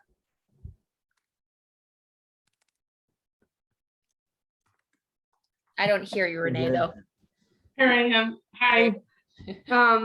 So one of my thoughts is that what's missing is that the recommendations are utilizing the forms that we have. So that's why there's row homes and townhomes. But there are other uses that, like Rebecca, in response to her, could be that it doesn't have to just be row homes and townhomes. It could be, could you add a unit within your home so that there's 2 apartments within your, structure that looks like a single family home.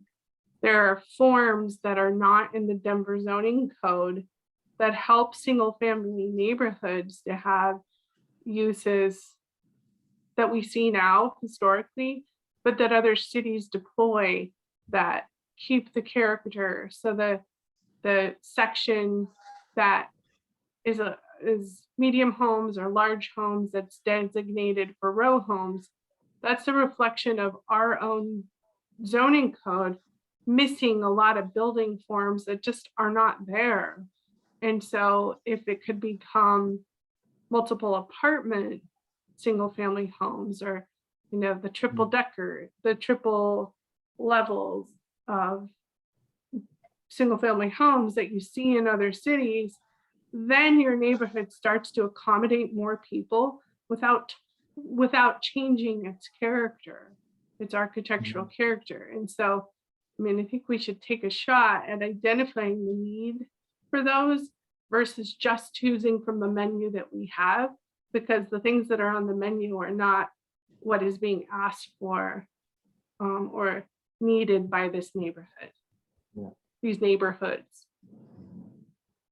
No, thank you, Renee. And I think I saw a few people kind of showing support for what you said in the comments. Leslie, I see your hands up. Hi, guys. And this kind of piggybacks perhaps on what Renee was just suggesting. Was it occurred to me like, okay, so here's all these, you've suggested that some of these single families become duplexes, but what about the older ones, the more character contributing ones? They're offered, okay, you can be a duplex, but only if you do it within your existing structure, or you can be a triplex, like the ones in Cheeseman Park was what I'm thinking.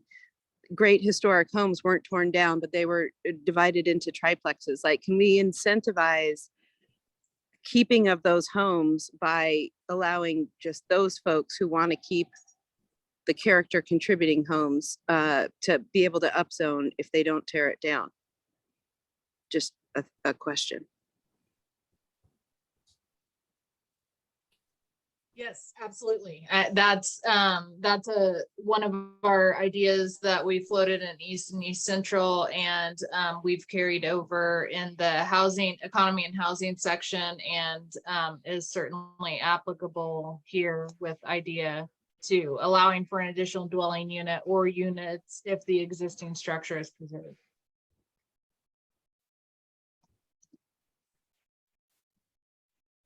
How specific can we get in this? Could we like suggest like various blueprint ideas of what things would look like? Like I know in Sunnyside, I think if I remember correctly, one of the things they're trying to do is get like, you have to add a porch on, or it has to have a peaked roof. Like, could we say like, if you're going to upzone in some way, it has to meet like an attached structure onto an existing structure, or you can't just demo, like, can we say that in a plan? Or is that providing too much limitation on what the community and like evolution and just development?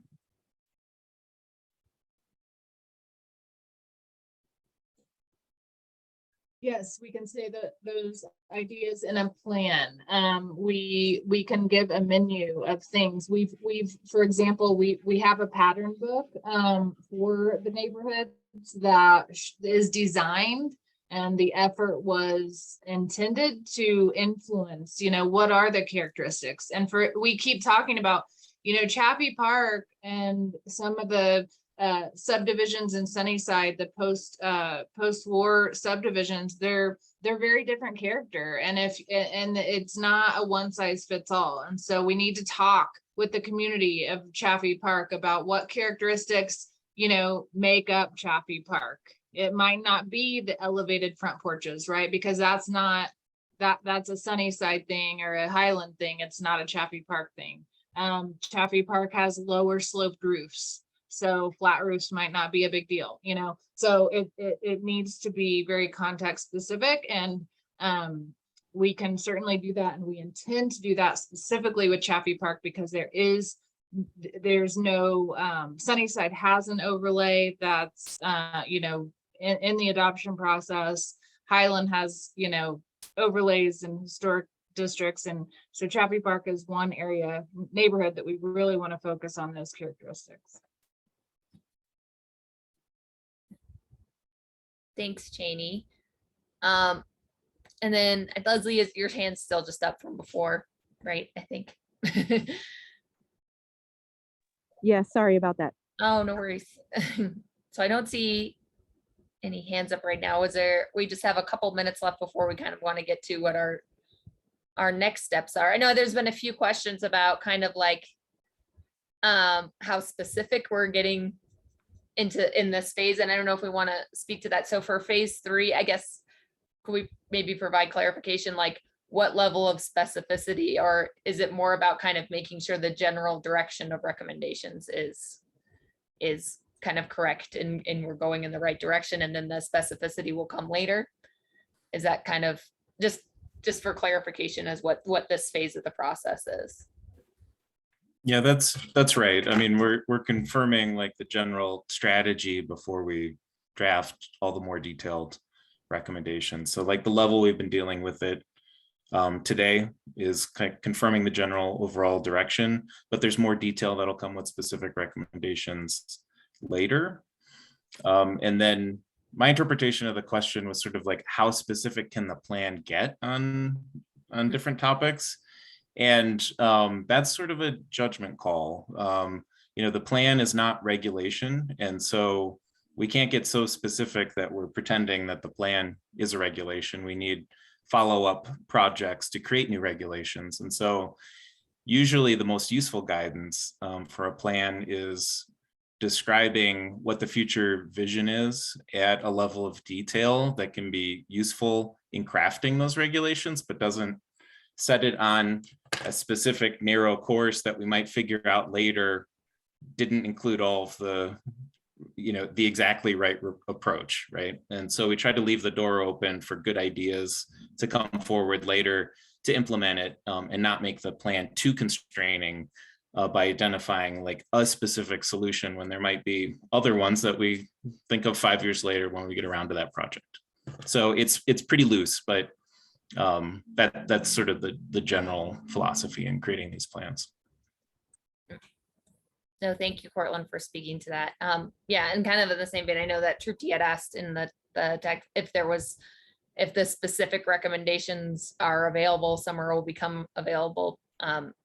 Would it be true to say that that's kind of like it's a work in progress right now? Like that's what this phase 3 is about, is to kind of get those to the point where they are available.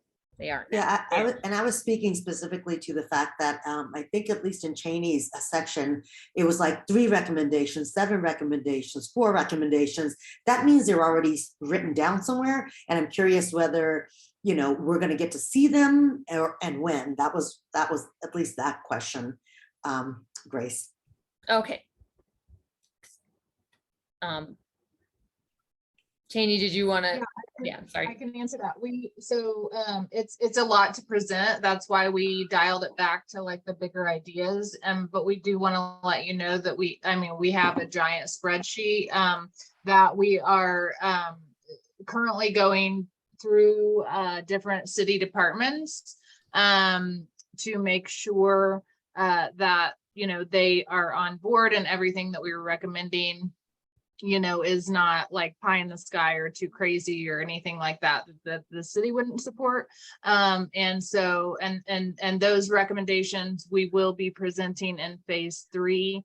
At what point can we hand over like a giant spreadsheet to you guys to dig into those details?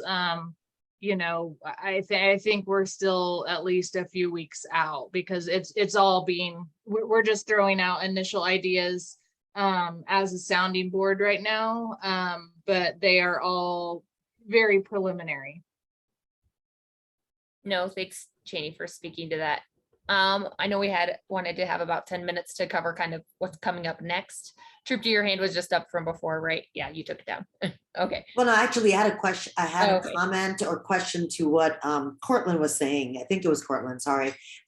Just kind of about what this plan can do, and that we don't know everything. We wouldn't want to restrict it enough.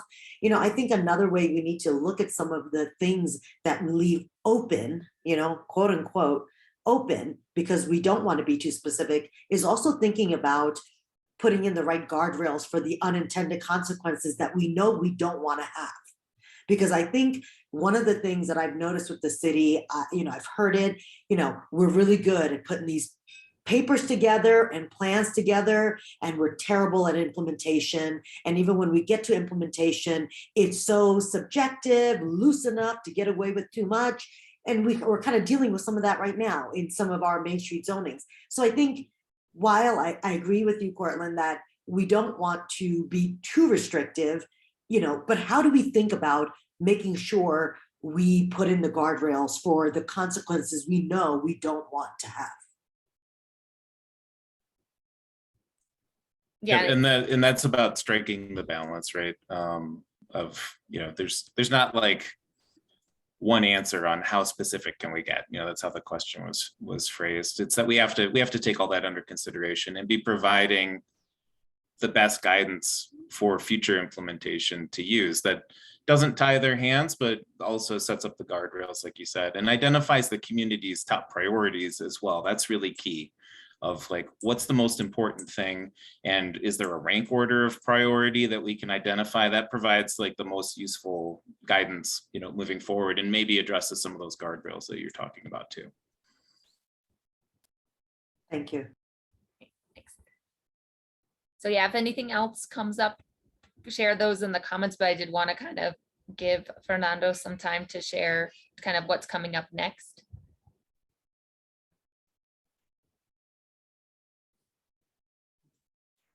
Yeah, and this can be really quickly, and I think we'll have some follow-up emails and communication with all of you regarding this, but just kind of the next step or the upcoming public workshops, as we have talked.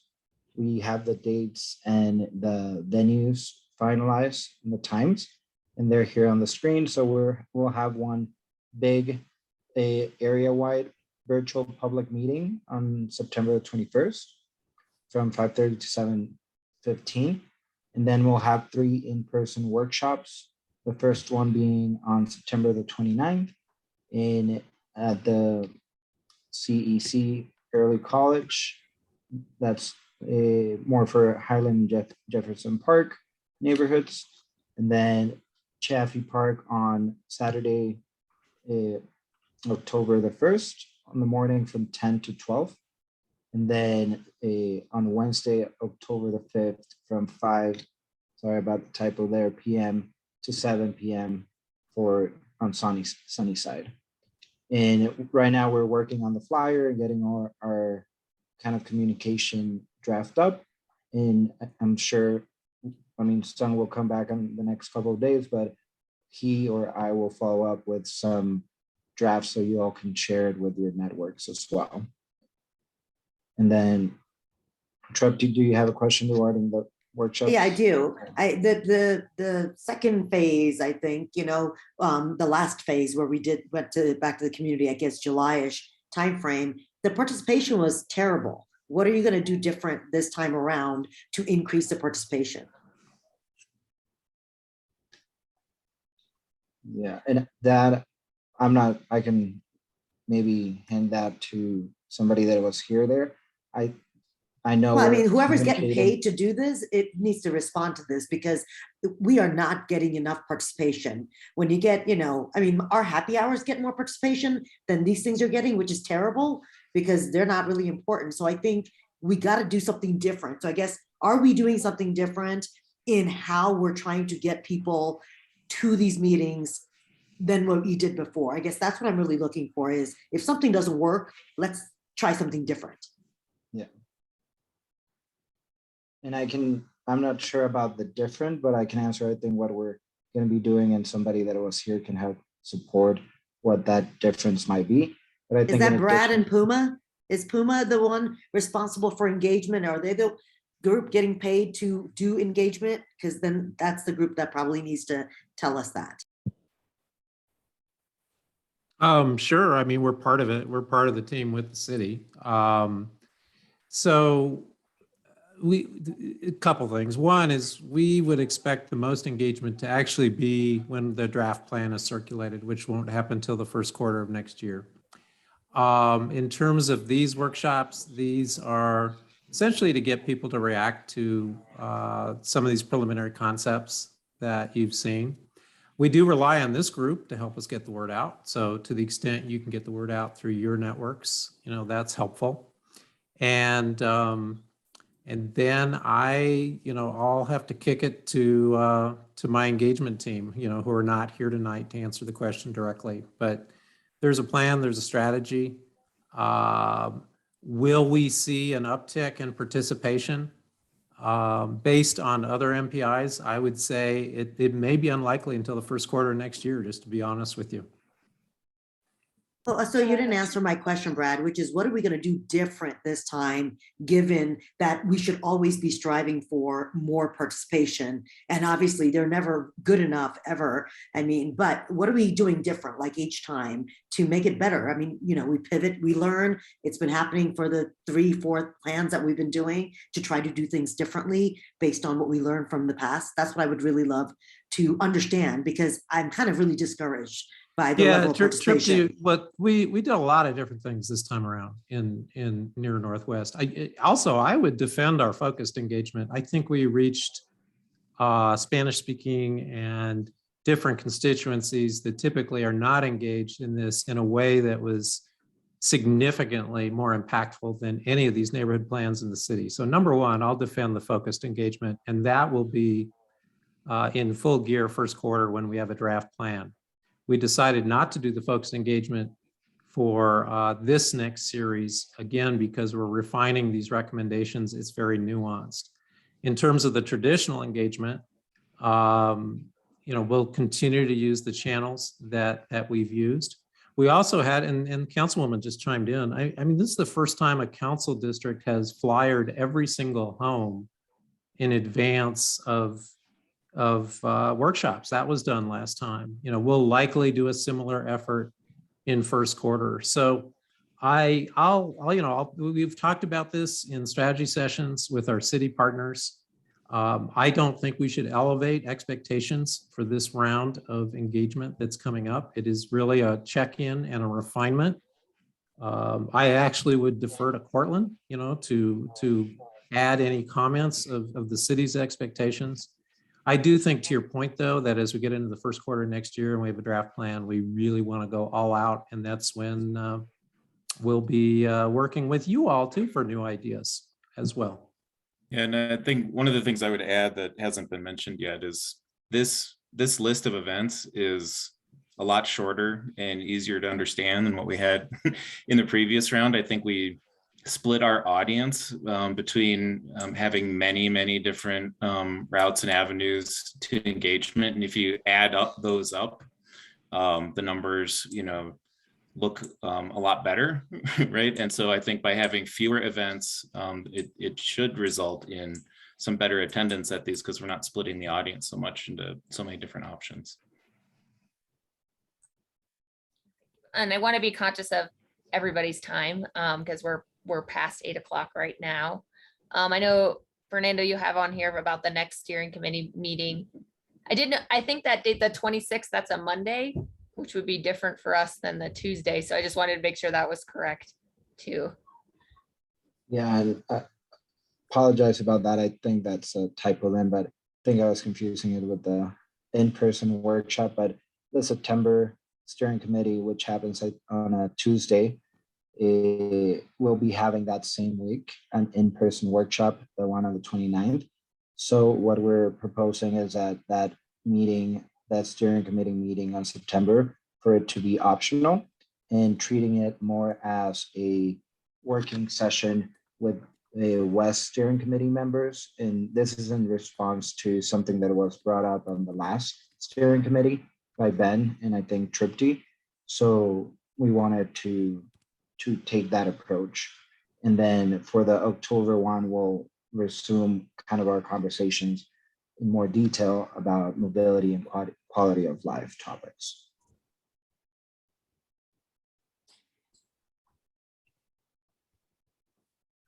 And I see Renee has her hand up.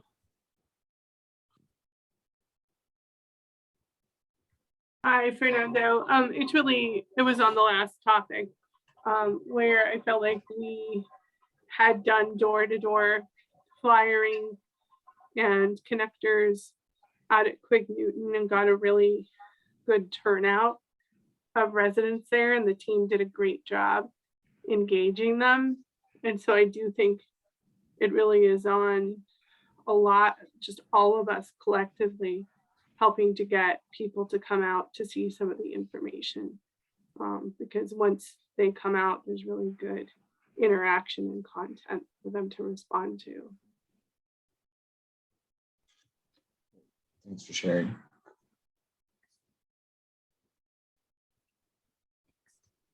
I don't know if anybody else has their hand up, but I do have another comment on just participation and engagement in general, which is, what amount of engagement is sufficient? And I think about this because for the overlay, we needed to hit 10%. The houses impacted, people impacted, we did a survey and our council person was like, I feel comfortable with the 10%. I guess my question is, shouldn't the city have some requirement about what level of engagement is sufficient? And if we don't get to that level, should we continue to move forward or should we go back and figure out why we're not engaging people and actually get to some level, some number? I don't know what that number is. I'm using 10% because that's what our volunteer organization with no budget for this kind of stuff was held to.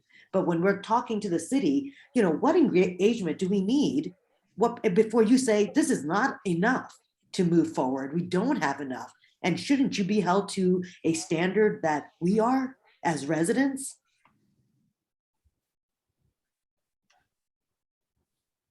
Yeah, I think that's an interesting idea. It's not one that I think has been raised in that way that I'm aware of in the past. I think, like, how do you calculate the 10%? What counts, as engagement? I guess would be core to answering that. Households?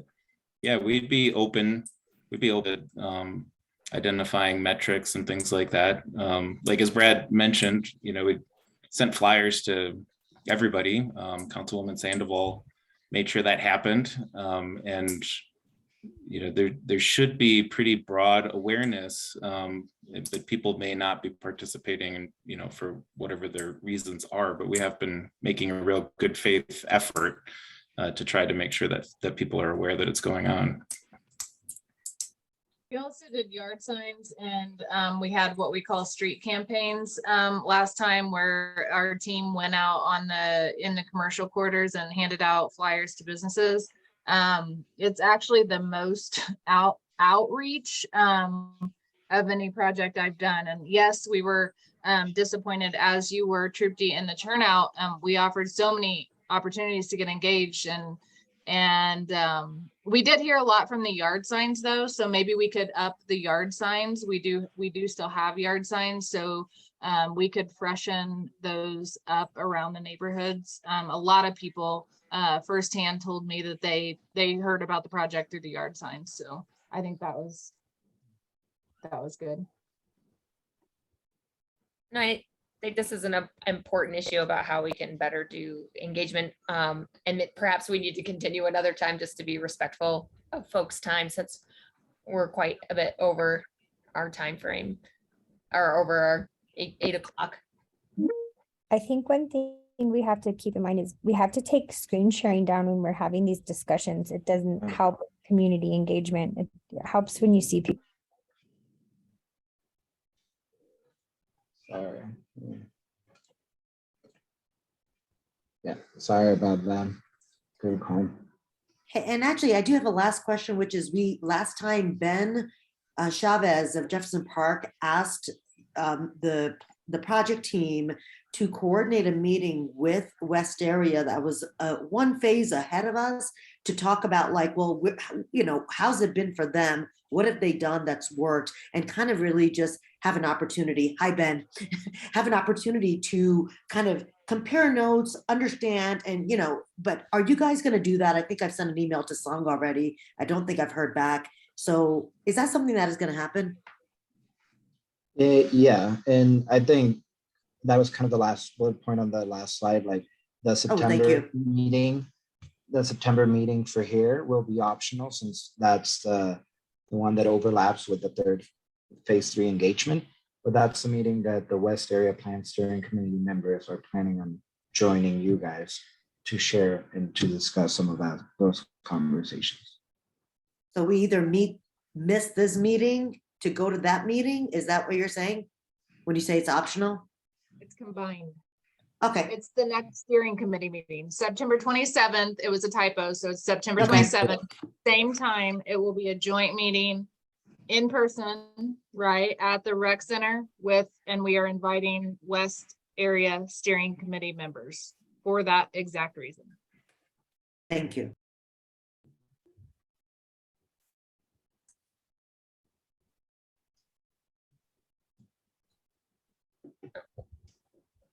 Well, just want to thank everybody for coming here tonight, and for such passionate, thoughtful discourse with us.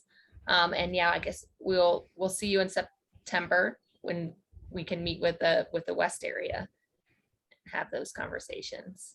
And if there, and feel free to reach out. Fernando, is that who they should reach out to you if there's any other thoughts you feel like, because I feel like people are still wanting to share input. If you have any other thoughts you want to share with.